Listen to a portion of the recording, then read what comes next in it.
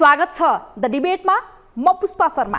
पदीय मर्यादा बिर्सदै अभिव्यक्ति दिने प्रधानमन्त्री पुष्पकमल दाहाल प्रचण्ड अनि त्यही मौका छोप्दै प्रधानमन्त्रीको राजीनामा माग्ने प्रतिपक्षी नेकपा एमाले।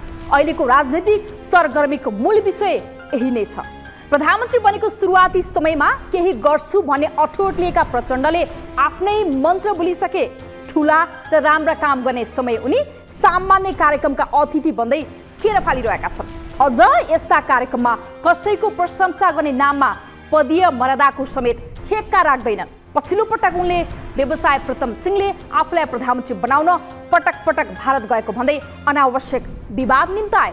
यही बोलीको अप्ठ्यारोमा परेका प्रधानमन्त्री प्रचण्डलाई गठबन्धनको साथले राहत मिल्यो।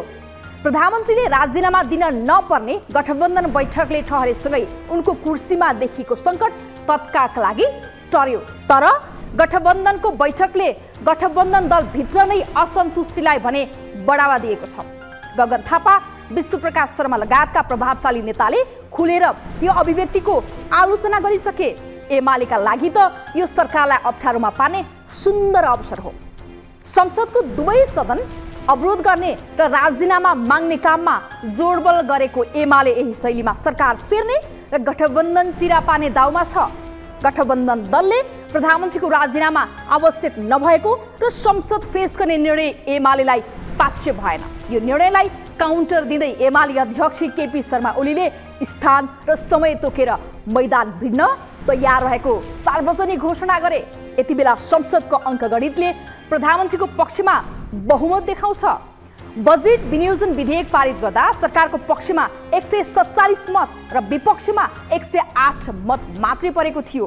सोही कारण अहिलेसम्मको अवस्था हेर्दा बोलीको आधारमा प्रधानमन्त्रीले एमालेलाई खुसी बनाउँदै राजीनामा दिए त्यो आठौँ आश्चर्य हुनेछ।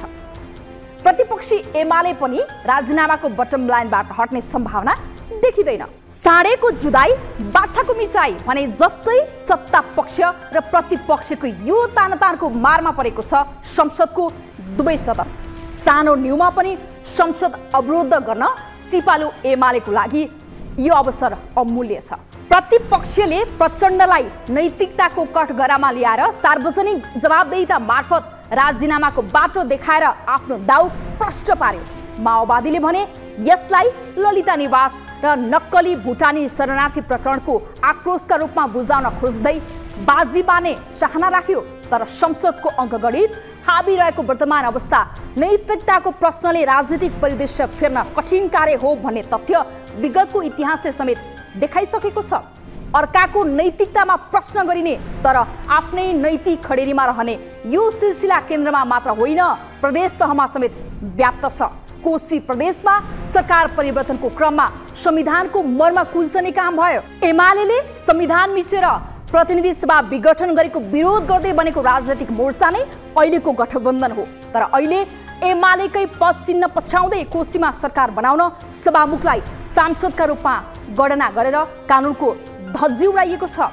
सत्ताको लोभमा गरिएको यो हरकतका कारण कङ्ग्रेसका प्रभावशाली नेता शेखर कोइराला नै असन्तुष्ट छन्। उनले सरकार हत्याउन चालिएको यो कदमलाई असंवैधानिक भनिसके। तर गठबन्धन दल बल मिचाइमा लागेको छ। संवैधानिक व्यवस्थालाई गिज्याउने गरी चालिएको यो कदमलाई अदालतबाट अवैध ठहर भएमा के हुन्छ? यतिसम्म हेक्का नराखी गरिएको गतिविधि कानुनी कठघराबाट दण्डित हुँदा त्यसको जिम्मेवारी कसले लिने? प्रश्न जटिल छ। आज मैले द डिबेटमा विकसित राजनैतिक घटनाक्रम, समाजवादी मोर्चाको औचित्य, केही ठुला भ्रष्टाचारको काण्डको फाइल ओपन गरिनु र धेरै फाइल नखोल्नुको कारणमाथि बहस गर्न नेकपा माओवादी केन्द्रका महासचिव देव गुरुङलाई निम्ताएको छु। आउनुहोस् उहाँलाई स्वागत गरौँ। नमस्कार, द डिबेटमा यहाँलाई स्वागत छ। धन्यवाद। मूल प्रश्नमै जाउँ। प्रधानमन्त्रीको अभिव्यक्तिको अहिले सर्वत्र आलोचना भइरहेको छ। यो विषयले संसद समेत ठप्प छ। एमाले भनिरहेको छ प्रधानमन्त्रीको राजीनामा एमालेको बटम लाइन छ। अब के प्रधानमन्त्रीले मार्ग प्रशस्त गर्नुहुन्छ? यसमा प्रधानमन्त्रीले कुनै राजीनामा दिनुपर्ने जरुरीको विषय होइन। किन त भन्दाखेरि अब प्रधानमन्त्रीले सरकार गठनको सन्दर्भमा र राज्यको नीतिको बारेमा बोलेको विषय होइन, राज्यको नीतिको बारेमा बोलेको विषय पनि होइन, कार्यक्रम बारे बोलेको विषय पनि होइन। यो त कसैको भूमिकाको सन्दर्भमा चर्चा गर्ने क्रममा त्यो पनि हिस्ट्रीमा चाहिँ तपाईको चाहिँ कसैको भूमिकाको बारेमा सन्दर्भअनुसार चर्चा गर्ने क्रममा अभिव्यक्त भएको विषय हो। त्यसकारणले गर्दाखेरि त्यसलाई त्यति तिललाई ताड बनाइरहनु पर्ने विषय हो भन्ने लाग्दैन चाहिँ। त्यसो भएको हुनाले उहाँले राजीनामा दिनुपर्ने कुनै जरुरीको विषय रहँदैन। दोस्रो कुरा, एमाले चाहिँ जसरी उठाइरहेको चाहिँ छ, उहाँहरूका सोच विचार नै अहिलेको पार्लियामेन्ट्री डेमोक्रेसीको थोरै प्रतिकूल प्रकारको देखिन्छ। किन त भन्दाखेरि पार्लियामेन्ट्री डेमोक्रेसीमा सामान्यतः सरकारको बारेमा कसैलाई केही लागेको छ भने सरकारलाई जवाफ दिन बोलाउने हो, सदनमा बोलाउने हो, रोस्टरमा उभ्याउने हो, प्रश्नोत्तर गर्ने हो, हैन, सवाल जवाफ गर्ने हो, प्रक्रिया त्यो हो चाहिँ। त्यसो नगरिकन चाहिँ सदनै चाहिँ अवरुद्ध गरेर अनि राजीनामा देऊ भनेर दलले निर्णय गर्ने जो पद्धति छ, यो प्रक्रिया र पद्धति हेर्दाखेरि यो सिस्टमकै एगेन्स्टमा छ भन्ने देखिन्छ। त्यसकारणले गर्दाखेरि यो सिस्टमलाई नै डिफल्ट गराउन खोज्ने खालको, विफल तुल्याउन खोज्ने खालको प्रवृत्तिले त काम गरेको छैन भन्ने देखिन्छ। प्रधानमन्त्रीले स्पष्टीकरण दिने, मौका दिने वा नदिने विषय अलिकति पछाडि बहस गरौँला त्यो विषय। तर एउटा सार्वभौम मुलुकको प्रधानमन्त्रीले आफ्नो पदको हैसियत बिर्सिएर प्रधानमन्त्री बन्न अथवा बनाउनका लागि भारतको भूमिका छ भन्ने खालको जुन अभिव्यक्ति दिइरहनु भएको छ, त्यही कारणले अहिले यो स्थिति आइरहेको छ। यसलाई यहाँले सहज तरिकाले स्वीकार गर्नुहुन्छ कि यो नीति होइन, कार्यक्रम होइन, तर देशको सार्वभौमिकतासँग जोडिएको विषय त हो नि त। फेरि भारतको भूमिका पनि को प्रसङ्ग र सन्दर्भ उठाएको विषय पनि होइन। उहाँ दिल्लीमा उपचार गरिरहेको बेलामा, छोरी उपचार गरिरहेको बेलामा छोरी कहाँ भेट्न जाँदाखेरि उहाँ चाहिँ जो प्रीतम सिंहको घरमा बसेर छोरीको उपचार गरिरहेको बेलामा त्यहाँ जाँदाखेरि तपाईँको 66-67 सालतिर त्यहाँ जाँदाखेरि छोरीको उपचार गर्ने क्रममा प्रीतम सिंहले अभिव्यक्ति दिएको कुरा भनेर भन्नुभएको छ, हैन। प्रीतम सिंहले दिएको अभिव्यक्ति, तपाईँ यस्तो व्यक्ति प्रधानमन्त्री हुनुपर्ने, म सहयोग गर्न तयारी छु भनेर, म भूमिका निर्वाह गर्न तयारी छु भन्ने ढङ्गले चाहिँ त्यो भावमा उहाँले चाहिँ सद्भाव प्रकट गरेको कुरा हो।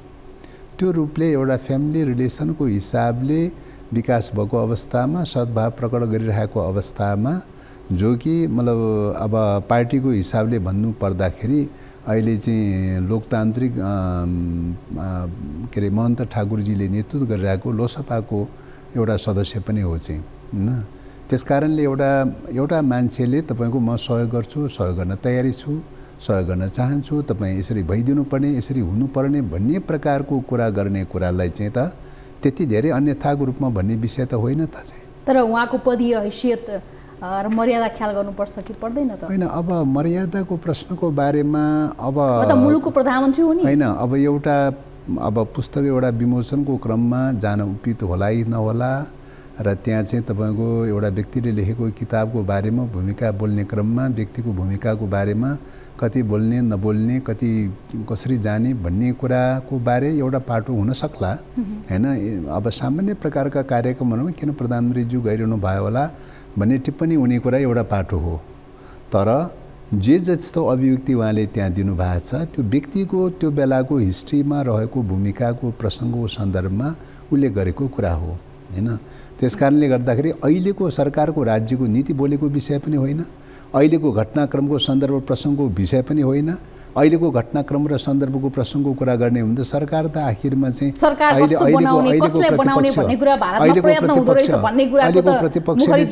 अहिलेको प्रतिपक्षमा रहनु भएका साथीहरूको मतदानको प्रक्रियाबाट सरकार बन्नुभएको अवस्था हो।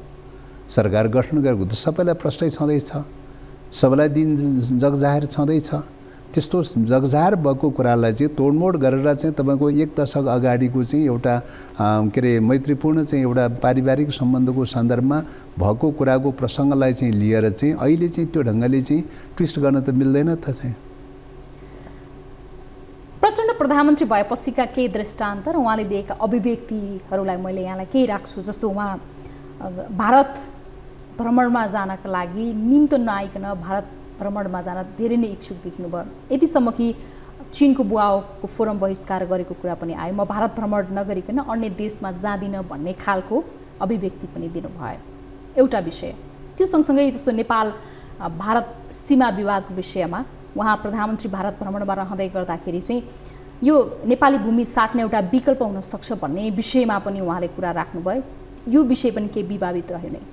भारतलाई खुसी पार्न खोजेका यी तथ्यहरू त केही न केही उहाँ प्रधानमन्त्री भइसकेपछि दिएका अभिव्यक्ति र व्यवहारबाट पनि त प्रष्ट हुन्छ। यो कुरा त स्वीकार गर्नुहुन्छ। पहिलो कुरा अब त्यो संश्लेषण गर्ने कुरा, कसैले निष्कर्ष आफ्नो विश्लेषण गर्ने कुरा एउटा पाटो हो। हामीले हेर्ने कुरा फ्याक्टहरूमा हेर्ने कुरा हो। फ्याक्टहरूमा हेर्दाखेरि के हो त भन्दाखेरि पहिलो कुरा त तपाईँको इन्डियाले निम्ता दिएरै चाहिँ भारतीय प्रधानमन्त्रीले निम्ता दिएरै जानुभएको कुरा हो। निम्ता नदिइकन गएको भन्ने कुरा नै त्यो सरासरी झुट विषय हो। दोस्रो कुरा बुवा कन्फरेन्सको सन्दर्भमा बुवा कन्फरेन्समा सहभागिताको बारेमा प्रसङ्ग उठेकै हो। तर त्यो बेलामा राष्ट्रपतिको निर्वाचनको सन्दर्भ र समयको चापले गर्दाखेरि त्यो कन्फरेन्समा भाग लिन नसकेको कुरा पनि सबैलाई जगजाहेर नै छ। यहाँको राष्ट्रपतिको निर्वाचन चलिरहेको अवस्था थियो, ठ्याक्कै त्यही टाइममा त्यहाँ पर्यो। टाइम त जुतेको अवस्था पर्यो।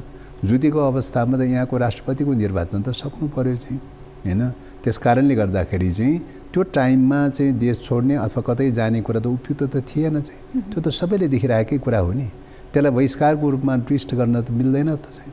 त्यस कारणले गर्दाखेरि दोस्रो कुरा त्यो। तेस्रो कुराको बारेमा तपाईँको सिमानाको बारेको कुरा जो गर्नुभयो, सिमानाको बारेको सन्दर्भमा अहिलेको चाहिँ इन्डिया भ्रमणको सन्दर्भमा सिमानाको बारेमा हल गर्छु भनेर चाहिँ भारतीय प्रधानमन्त्रीले बोल्नुभएको चाहिँ छ, हैन? र तपाईँको चाहिँ त्यो विषयमा भविष्यमा जे जस्तो कुराहरूको आधारमा हल हुन्छ, संवाद हुन्छ, दुई पक्ष आपसी सहमतिबाटै हल गर्ने कुरा हो चाहिँ, हैन? मान्छेहरूले विभिन्न टाइपका चाहिँ मोडलहरूको कुरा पनि गर्छन् भनेर चाहिँ कसैको प्रसङ्गको सन्दर्भमा कसैले भनेको कुराको सन्दर्भको चाहिँ मोडलको कुराको चाहिँ प्रसङ्ग उठाएको कुरा मात्रै हो। राज्यले त्यो नीति अपनाउँछ, त्यो नीति अनुसार गर्दैछौँ भनेर भनेको विषय त होइन। सरकारले त्यो रूपले गर्दैछौँ भनेर भनेको विषय त होइन। त्यसकारणले हरेक कुराले सरकारको नीतिसँग जोड्ने, कार्यक्रमसँग जोड्ने कुरा चाहिँ यो बेठिक छ भन्ने लाग्छ। मान्छेले बोल्ने क्रममा, छलफल गर्ने क्रममा, तर्क वितर्क गर्ने क्रममा यस्तो पनि तर्क उठ्छन्, उस्तो पनि तर्क उठ्छन् भनेर चाहिँ उठ्ने कुरा एउटा कुरा हो, हैन? त त्यो चाहिँ तपाईँको चाहिँ घोषित रूपमा, नीतिगत रूपले घोषित रूपमा सरकारको यो नीति हो, यो कार्यक्रम हो भन्ने कुरा अर्को कुरा हो। दुईटाको बिचमा फरक हेर्नु पर्यो नि। दुईटाको बिचमा फरक नगरिकन चाहिँ घालमेल गरेर एउटै रूपमा चाहिँ तपाईँको चाहिँ ट्विस्ट गर्न खोज्ने प्रवृत्ति भनेको के हो त भन्दाखेरि नेगेटिभ ढङ्गले, जहिले सुकै पनि नेगेटिभ ढङ्गले बदनाम गराउन खोज्ने, हैन?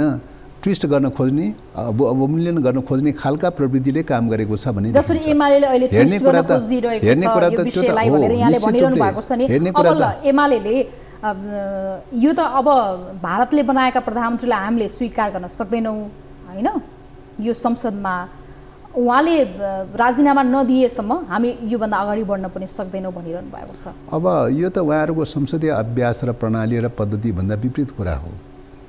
र किन त भन्दाखेरि तपाईँको कसैलाई केही लाग्यो भने पनि चाहिँ सदनमा सवाल जवाब गर्ने कुरा हो, प्रश्नोत्तर गर्ने कुरा हो। चित्त बुझ्ने नबुझ्ने कुरा एउटा पाटो हो, हैन? चित्त नबुझ्न सक्ला, तर सदनको प्रक्रियालाई त फलो गर्नु पर्यो नि। सदनको प्रक्रियालाई नै फलो नगरिकन सदनमा अब्स्टेकल गर्ने अनि सदनको बैठक बस्नुभन्दा अगाडि दलको बैठक बसेर चाहिँ एउटा टाइपको निर्णय गरेर अगाडि बढ्ने भन्ने कुरा त चाहिँ यो त कमसेकम पार्लियामेन्ट्री डेमोक्रेसीको न्यूनतम प्रोसिड्युरलाई पनि फलो गर्नु भएन, न्यूनतम मर्यादालाई पनि फलो गर्नु भएन। मौका स्पष्टीकरण दिने मौका दिनुपर्छ भन्ने। त्यसकारणले गर्दाखेरि यो त निश्चित रूपले हो।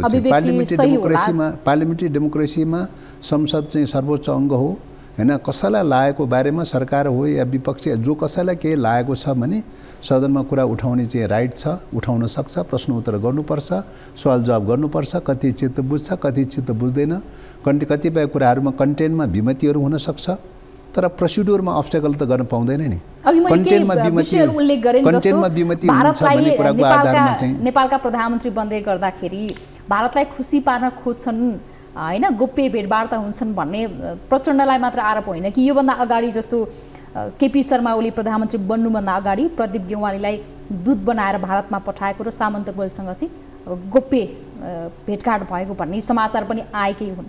अब केपी शर्मा ओलीले चाहिँ आफै प्रधानमन्त्री हुँदाखेरि यहाँ सार्वजनिक भेट गरे भनेर हिजो आफैले स्वीकार गर्नुभयो। यद्यपि उहाँको गोप्य भेटवार्ता थियो, हैन? अनि त्यसमा चाहिँ हिजो केपी शर्मा ओलीले आफैले के भन्नुभएको छ भने मैले त भारतका रलाई सार्वजनिक रूपमा भेट्या हो। प्रचण्डले त अस्ति भारत भ्रमण जाँदाखेरि गोप्य रूपमा भेट्नुभयो, निमन्त्रणा दिनुभयो भनेर भन्नुभयो। यसले जस्तो हो, मेरो भन्नुको अर्थ चाहिँ पुष्पकमल दाहाल प्रचण्ड मात्र होइन, केपी शर्मा ओली लगायतका जो प्रधानमन्त्री बन्ने क्रममा हुनुहुन्थ्यो अथवा बन्दै हुनुहुन्छ, भारतलाई खुसी पार्ने तपाईँहरूको एउटा नीति देखिन्छ होइन? 2-4 वर्षपछि ती सबै सार्वजनिक रूपमा एकले अर्कालाई अभिव्यक्ति मार्फत स्वीकार्नु भएकै हुन्छ। हिजोको अभिव्यक्तिले पनि प्रष्ट आयो। तपाईँहरूले भन्नुहुन्छ नेपालको आन्तरिक मामलामा भारतले पटक पटक हस्तक्षेप गर्छ भन्न पनि भ्याउनुहुन्छ। भारतलाई खुसी पार्नका लागि यी गोप्य भेटवार्ताहरू भइरहेका छन्, स्वीकार पनि गर्नुहुन्छ। नैतिक रूपमा तपाईँहरूलाई अब प्रश्न गर्न मिल्छ भारतलाई कि हाम्रो आन्तरिक पहिलो कुरा त राजनीतिमा किन हस्तक्षेप गरेको भनेर? होइन, अब पहिलो कुरा त के हो त भन्दाखेरि नेपाल सार्वभौम राष्ट्र सम्पन्न मुलुक हो, भारत पनि एउटा सार्वभौम अधिकार सम्पन्न मुलुक हो। दुईटा मुलुकको बीचमा संयुक्त राष्ट्रको बडापत्रको प्रिन्सिपलको आधारमा, अन्तर्राष्ट्रिय कानुनहरूको मूल्य मान्यताको आधारमा र द्विपक्षीय आपसी हितको आधारमा सम्बन्धहरू स्थापित हुने कुरा हो। छिमेकीहरूको नाताले मैत्रीपूर्ण चाहिँ दौत्य सम्बन्धहरू स्थापना गर्ने कुरा हो।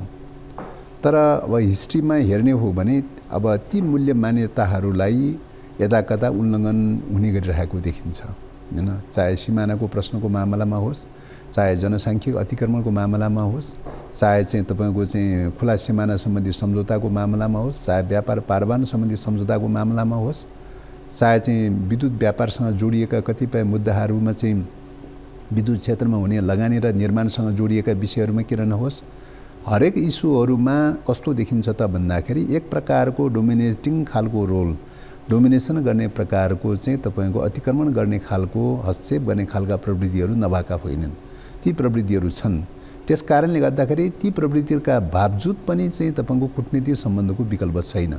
आफ्नो स्ट्यान्ड कायम राख्दै, आफ्नो राष्ट्रिय हितको प्रश्नलाई यथावत राख्दै, ती प्रवृत्तिगत पक्षहरूमा देखा परेका सीमा र कमी कमजोरीहरूको पनि आलोचना गर्दै, विरोध गर्दै आफ्नो दौरो स्ट्यान्ड कायम राख्ने कुरा नै मेजर कुरा हो। त्यस कारणले गर्दाखेरि अब भारतलाई खुसी बनाउने नीति अपनाउने, गोप्य भेटवार्ता गर्ने यस्ता विषयले त तपाईले भनेको स्ट्यान्ड भेटकार्डको कुराको सन्दर्भमा हामीले चाहिँ भेटकार्डै हुनु हुँदैन भनेर निरपेक्ष सोच्न मिल्दैन।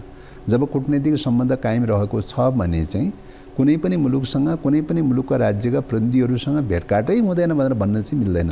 भेटकार्ड हुन्छ हैन? भेटकार्ड हुन्छ। खाली भेटकार्डको चाहिँ सन्दर्भमा के हो त, कतिपय भेटकार्डहरू संस्थागत, जे जस्ता भेटकार्डहरू हुन्छन् ती संस्थागत हुनुपर्दछ एउटा त्यो। दोस्रो कुरा के त भन्दाखेरि चाहिँ जवाबदेहिता हुनुपर्छ। कतिपय कुराहरू पारदर्शिता पनि हुन्छ र हुनुपर्दछ हैन? यो ढङ्गले चाहिँ तपाईँको राष्ट्रिय हितलाई केन्द्रबिन्दुमा राखेर नै जुनसुकै मुलुकसँग पनि त्यही आधारमा डिल गर्नुपर्छ भन्ने हो। चाहिँ त्यो मान्यतालाई फलो गर्ने क्रममा नेपालका नेताहरूले निरपेक्ष रूपले कमी कमजोरी गरेकै छैन भनेर दावा त नगरौँ हैन? हुनसक्छ कतिपय कमी कमजोरी हुनसक्छ, मान्छे हो, मानवीय सीमाहरू हुँदै सक्दैन भनेर भन्न मिल्दैन। मानवीय सीमाहरू हुनसक्छ। त्यसकाले मानवीय सीमाहरू हुन सक्दाको अवस्थामा सजगता अपनाउने, सतर्कता अपनाउने कुरा एउटा पाटो हो, खबरदारी गर्ने कुरा एउटा पाटो हो। त्यो रूपले गर्नुपर्ने हुन्छ।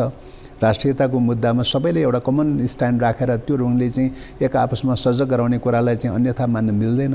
तर सजग गराउनुपर्छ, खबरदारी गर्नुपर्छ, सतर्क गराउनुपर्छ भन्ने नाममा एकले अर्कोलाई निषेध गर्ने प्रकारको चिन्तन प्रवृत्ति भनेको के हो त भन्दा आन्तरिक रूपमा द्वन्द्व मचाउने, आन्तरिक रूपमा एकले अर्कोलाई निषेध गर्ने, एकले अर्कोलाई समाप्त गर्ने, एकले अर्कोलाई निषेध गर्ने र समाप्त गर्ने कुराले द्वन्द्व मचाउँछ। द्वन्द्वले कसलाई चाहिँ फाइदा पुग्छ त भन्दाखेरि चाहिँ बाह्य शक्ति केन्द्रहरूलाई फाइदा पुग्छ। उसको निम्ति ढुङ्गा खोज्दाखेरि देउता फेला राम्रो बनाउने विषय उठाउने आफैले गर्नुभयो कि अब यो हामी यस्तो भू राजनीतिक जटिलतामा छौँ, अब एउटा देशलाई खुसी पार्ने हामी नीति अपनाउँछौँ, हामी भारत पहिला जान्छौँ त्यस पछाडि अन्य देशको भ्रमण गर्छौँ भनेर भन्छौँ। यो कुराको बारेमा तपाईले जोडले गर्नुभयो, फल्ना पहिले जान्छु हेर्ने दृष्टिकोण अथवा प्रधानमन्त्री हेर्ने दृष्टिकोण के हुन्छ त्यो? फल्ना पहिले जान्छु, ढिसना पछि जान्छु भनेर भन्नुभयो भनेर चाहिँ तपाईले पटक पटक कुरा उठाउनु भयो। मैले चाहिँ त्यो कुरा सुन्न नपाएको चाहिँ वाक्यांश पढेछु। अब त्यसको लागि अब मैले जानकारी नपाएको विषय पर्या हुनाले चाहिँ मैले टिप्पणी गर्न सक्ने विषय त परिन चाहिँ हैन? फल्ना मुलुक पहिलो र फल्ना मुलुक दोस्रो भनेर चाहिँ भनेको भन्ने कुरा चाहिँ मैले सुन्न पाएको छैन। अब भ्रमण गर्दै जाँदाखेरि कहीँ पहिलो हुनसक्छ, कहीँ दोस्रो हुनसक्छ हैन। किन त भन्दाखेरि प्रधानमन्त्री भइसकेपछि सामान्यतः छिमेकी मुलुकहरू भ्रमण गर्ने खालको प्र्याक्टिस विगत कालदेखि चल्दै आइरहेको कुरा हो हैन, चल्दै आइरहेको कुरा हो। त्यसो भएको हुनाले त्यो चल्ने क्रममा कहिले कुनै अगाडि होला, कहिले कुनै पछाडि होला, अगाडि पछाडि हुन सक्ने कुरालाई त म अन्यथा मान्दिनँ चाहिँ। तर फल्ना मुलुक नै पहिलो हुनुपर्छ, ढिसना मुलुक दोस्रै हुनुपर्छ भन्ने ढङ्गले चाहिँ तपाईँको त्यो ढङ्गले अभिव्यक्ति दिनुभयो भन्ने ढङ्गले तपाईँले जो कुरा उठाउनु भयो त्यही तहसम्मको त्यही आशयबाट अभिव्यक्त हो जस्तो चाहिँ मलाई लाग्दैन। संयोगले परिस्थितिले कोही अगाडि कोही पछाडि हुन सक्ने कुरालाई त म अन्यथा मान्दिनँ। त्यो त स्वाभाविक रूपले हुनसक्छ, दुइटै एकैचोटि बराबर त हुँदैन। ठिक छ, अब यो प्रधानमन्त्रीको पछिल्लो अभिव्यक्तिको कारणले चाहिँ आफूले मार्ग प्रशस्त गर्नुपर्ने स्थिति बन्ने सक्ने त्यो संशय चाहिँ माओवादी केन्द्र अथवा यो त असम्भव विषय, किनकि सत्तारूढ दलका नेताहरूले नै उहाँले दिएको अभिव्यक्तिमाथि प्रश्न गरिरहेका छन्। अब त्यो त अब डेमोक्रेसीमा अभिव्यक्तिको स्वतन्त्रता त छ हैन, अभिव्यक्तिको स्वतन्त्रता त छ, लागेका कुराहरू बोल्न पाउने कुराहरू त म त्यति धेरै अन्यथा त मान्दिनँ। तर सरकारमा रहेका घटकहरूको दलहरूको बैठक हिजो पनि अस्ति पनि बिहान पनि बैठक बसेको थियो र सबै घटकहरूको चाहिँ एउटै भोइस थियो, एउटै मत थियो। यो सदन अवरुद्ध, असंसदीय परम्परा, असंसदीय मूल्य मान्यता, संविधानलाई, व्यवस्थालाई, यो प्रणालीलाई डिफ्युज गराउन खोज्ने खालको, डिरेल गराउन खोज्ने खालको चाहिँ जुन प्रवृत्तिबाट चाहिँ आएको छ त्यसको चाहिँ सामूहिक रूपले सामना गर्नुपर्छ, प्रतिवाद गर्नुपर्छ। प्रधानमन्त्रीले त्यहाँ बोल्न पाउनुपर्छ, प्रधानमन्त्रीले बोलेको कुराको आधारमा चाहिँ सबैले डिफेन्स गरेर जानुपर्छ भन्ने कुरा चाहिँ सर्वसहमति रूपमा चाहिँ सहमति भएको विषय हो। संस्थागत रूपले भएको विषय हो भन्ने कुरा चाहिँ आगामी दिनमै देख्न पाइएला। अझ संसद बसेपछि यसको प्रष्ट रूप देख्न पाइएला। अब सरकारको कार्यशैली र पछिल्लो समय जुन छानबिनका विषयहरू बाहिर आइरहेका छन्, भ्रष्टाचार र त्यसमाथिका विषयहरू र यी प्रकरणहरूमाथिको अनुसन्धान र सरकारले चालेका कदमहरूको विषयमा हामी कुरा जोड्नेछौँ। बेला भएको छ ब्रेकको, हामी ब्रेकपछि पुनः आउनेछौँ। ब्रेकपछि पुनः स्वागत छ। आज हामीसँग हुनुहुन्छ माओवादी केन्द्रका महासचिव देव गुरुङ। पुनः स्वागत छ कार्यक्रममा यहाँलाई। धन्यवाद। अब सरकारको कार्यशैलीतर्फ पनि अलिकता विषय उठान गरौँ। सरकारले पछिल्लो समय चाहिँ विगतका भ्रष्टाचारका प्रकरणहरू एकपछि अर्को गरी अनुसन्धान गरिरहेको छ। यो भुटानी शरणार्थी प्रकरण होस् अथवा ललिता निवास प्रकरणमाथि अहिले सरकारले छानबिन गरिरहेको छ। यो एक हिसाबले निकै सकारात्मक कुरा पनि हो। तर पनि आम मानिसलाई के आशंका छ भने सरकारले एउटा पपुलारिटी गेन गर्नका लागि मात्रै पो यो सर्फेसको अनुसन्धान गर्छ कि राजनैतिक प्रभावमा कति रहला भन्ने संशय पनि छ। अब सरकारले सुशासन कायम राख्नका लागि भ्रष्टाचार विरोधी अभियानको रूपमा जो सुरु गरेको चाहिँ छ, सुरुमा सरकार घोषणा गर्दाखेरिको बेलामा पनि न्यूनतम साझा नीति कार्यक्रम घोषणा भएको थियो। सुशासन कायम राख्नुपर्छ, भ्रष्टाचार जन्य विकृति विसङ्गतिहरूलाई निर्मूल गर्नुपर्दछ, त्यसको विरुद्धमा एउटा अभियान चलाउनुपर्छ भन्ने मान्यताका साथ सुरु भएको चाहिँ हो। त्यही मान्यताको आधारमा चाहिँ भुटानी शरणार्थी सम्बन्धी चाहिँ नक्कली भुटानी शरणार्थी बनाएर चाहिँ गरिने खालका अपराधहरू चाहिँ सङ्गठित अपराधको साथै मतलब मानव बेचबिखनसँग जोडिएको र ठगीसँग जोडिएको र राष्ट्रियतासँग जोडिएको नागरिकतालाई नै परित्याग गरेर चाहिँ नक्कली नागरिकता लिने खालको चाहिँ राष्ट्रियतासँग जोडिएको यस्ता खालका जघन्य प्रकारको अपराधको विषयको बारेमा सरकारले एउटा कदम सुरु गरेको छ, कदम चालेको छ र केही चाहिँ मुद्दाको प्रक्रियामा पनि अगाडि पुगेको छ अहिले चाहिँ। एवं प्रकारले अहिले पछिल्लो समयमा अब यो बालुवाटारको ललिता निवास अथवा त्यहाँको जग्गाको प्रकरणको सन्दर्भमा पनि चाहिँ त्यसमा दोषी देखिएकाहरूको सन्दर्भमा कदमहरू चालिरहेको चाहिँ छ सरकारको तर्फबाट।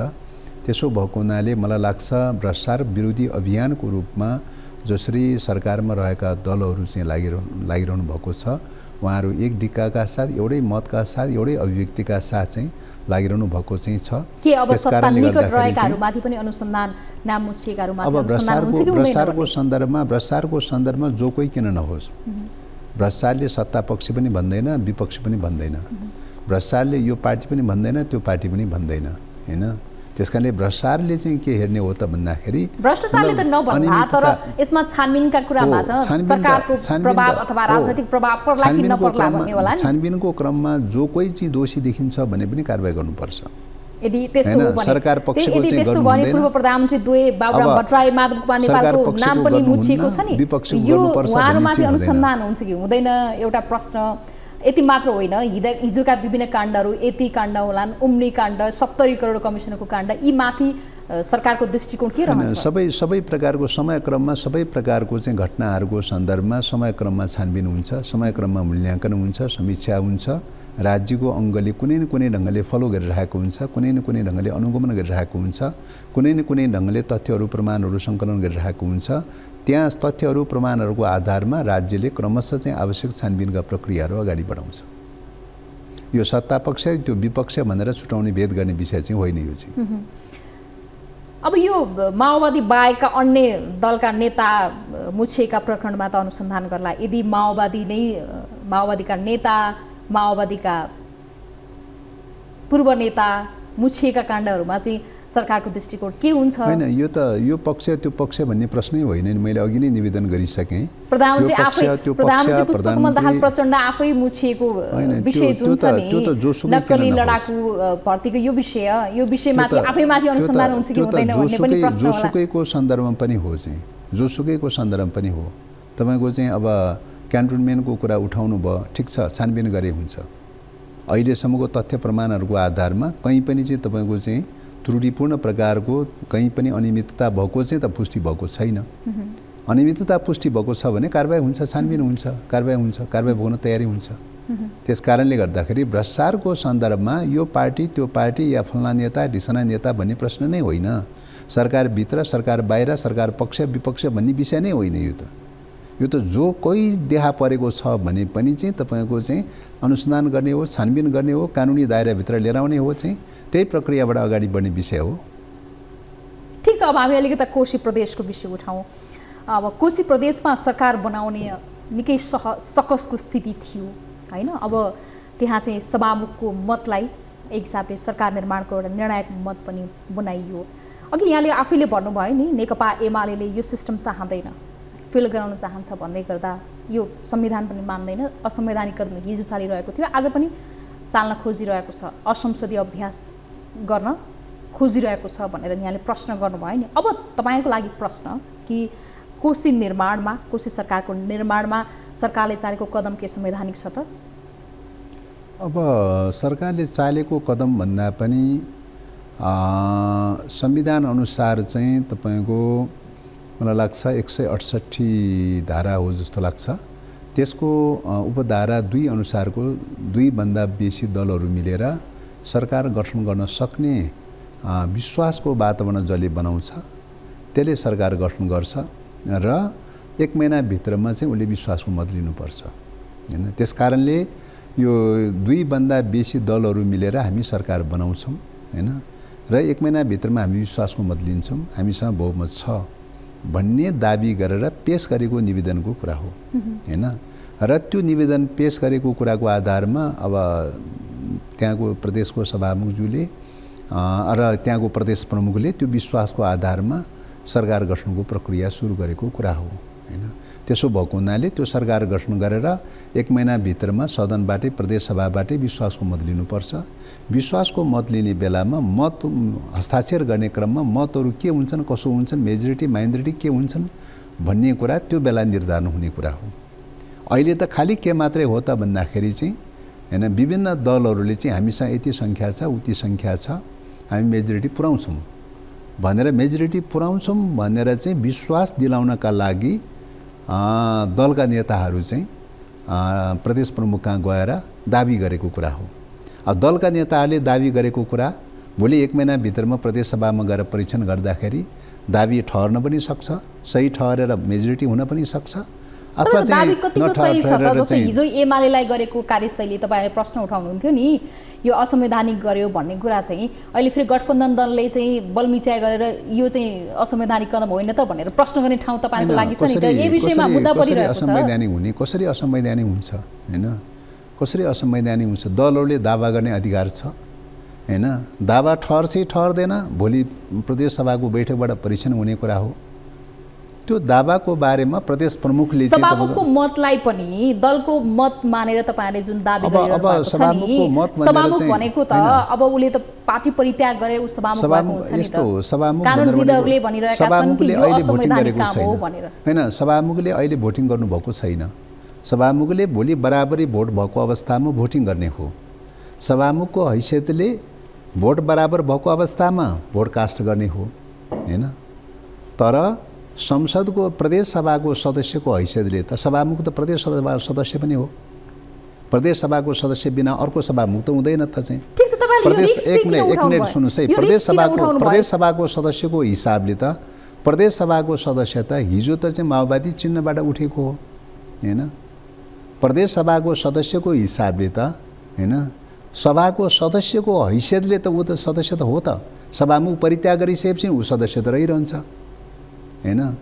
हिजो चाहिँ सभामुख चयन गर्नुभन्दा अगाडि पनि सदस्य नै हुनुहुन्थ्यो, परित्याग गरेपछि सदस्य त रहिरहन्छ त। सदस्यभन्दा अरू त हुँदैन त चाहिँ।